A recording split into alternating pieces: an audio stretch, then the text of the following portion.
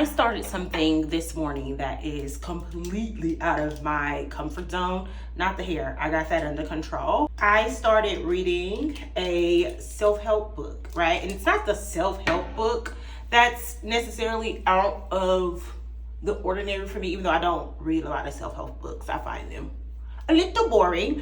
But this one is specifically around relationships and about attracting a relationship in a specific amount of time. So it's like actionable. It's an action item type book. Or at least that was my assumption when I bought the book, very hesitantly. The book is called Calling in the One, 7 Weeks to Attract the Love of Your Life.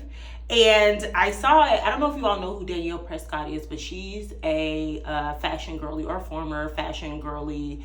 And when I say fashion girly, I mean she actually worked in fashion. And she is now an author. I believe she's working on her second book. But the other day she made a video talking about that book and how she had met her now boyfriend. And if you follow her, then you know she had been in the dating streets for a minute. So I was intrigued. I watched it and she mentioned the book, and I sent the TikTok to my friends because I don't do stuff like that, but they're very much into stuff like that, right? So I was like, I saw this TikTok or whatever. I have friends that have set intentions this year to be more intentional about dating. I have friends that are joining dating apps that have never joined dating apps. That's where I draw the line. Dating apps are not for me, so I'm not doing that. However, when I sent my friends the book, they were like, we should do it together. And I'm like, who is we? I don't speak French. Who is we? And they were like, all of us. So I'm like, okay, you know what? The definition of insanity is doing the same thing over and over and thinking you're going to get a different result. I've been single for 8 years.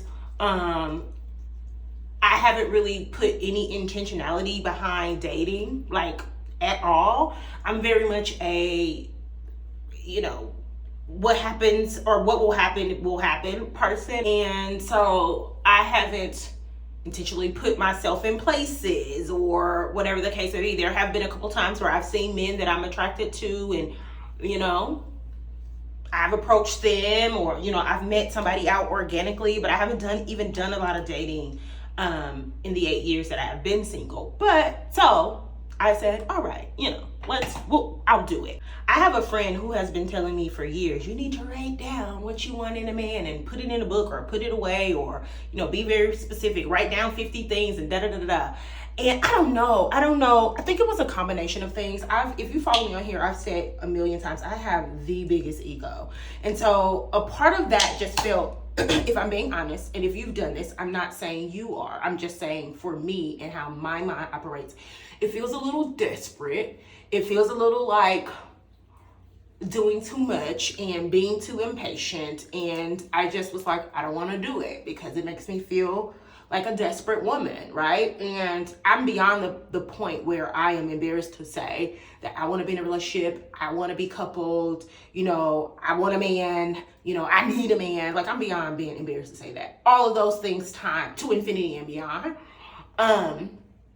So I guess since I'm beyond that being embarrassing for me to admit, I'm more open to things like reading a book called Calling in the One in 7 weeks. But I think I was very presumptuous by the title of that book because I am in the middle of reading the preface. And in the preface, the author tells her story. This is also, by the way, the lady that came up with the term conscious coupling, which I became aware of when Gwyneth Paltrow and her husband, Chris, it was all yellow, Martin, got divorced. So I am familiar with her work and wasn't even aware that I was familiar with her work. But anyway, in reading the preface and hearing her talk about her own journey to finding love and, finding someone to be in a relationship with. She was also 40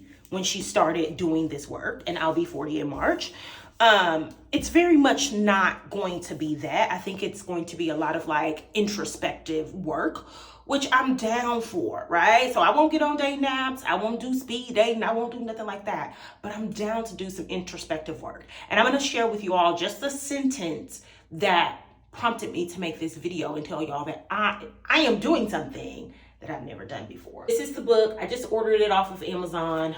It was the quickest way to get it. I've been trying not to buy books off of Amazon, but I did it. So I'm still in the preface. As I mentioned, I just picked it up this morning and started reading it really quickly. And she was talking about, the part of this is called Becoming Available. And she was talking about sort of putting herself out there and really focusing in on, you know, finding the one. She had joined a group. It was like a manifestation group, and in the group, everybody was manifesting, you know, careers and more money and da. And she decided that she was going to manifest the love of her life. She was going to manifest her person. And she made this great declaration that she was going to meet her person by age 42, which was 8 months away. And her friend, doing what friends are supposed to do, held her accountable. And her friend was basically like, I will hold this intention for you, but you have to promise me that you're going to get out of your own way, right? That you're going to do what you need to do to be the person that is ready for engagement, marriage, all of that type of stuff. So the sentence that really made me be like, okay, this might be more than just like a, you know, I'm trying to find a man in 7 weeks book, and more of some introspective work that you probably do need to sit down and do, because you do want to be in a relationship. And ain't no shame in that. She said her friend calling her in that way shifted me from running out like a crazy person to try to find love to going within to discover all the internal blocks and barriers I had unknowingly built against it. I wrote this next to that sentence. So that's my approach for reading that book. It's not necessarily jump scare because I watched my sew in today. So that is for sure going to be my approach to that book, because here's what I was thinking about this morning when I was in the shower. One doesn't spend all 8 years of being single just working on themselves. I've done that, right? I've, you know, have become so self-aware, and, you know, I can rattle off what I want in a partner, how I want to do life with somebody, what type of partner I hope to be. So I've done that sort of introspective work, but you don't spend all of that time alone building a life, you know, building traditions, you know, all of those things without also becoming extremely comfortable in your space, you know, with the life that you've built.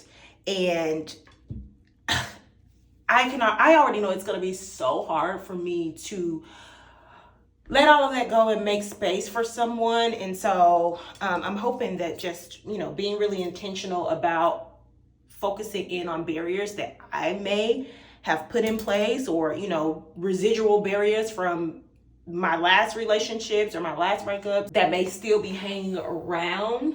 I'm hoping that this will help me sort of tap into some of that. Anyway, I'm going to finish my hair or finish laying it down, and then I'm going to send it to the dryer, and I will keep y'all posted on any revelations.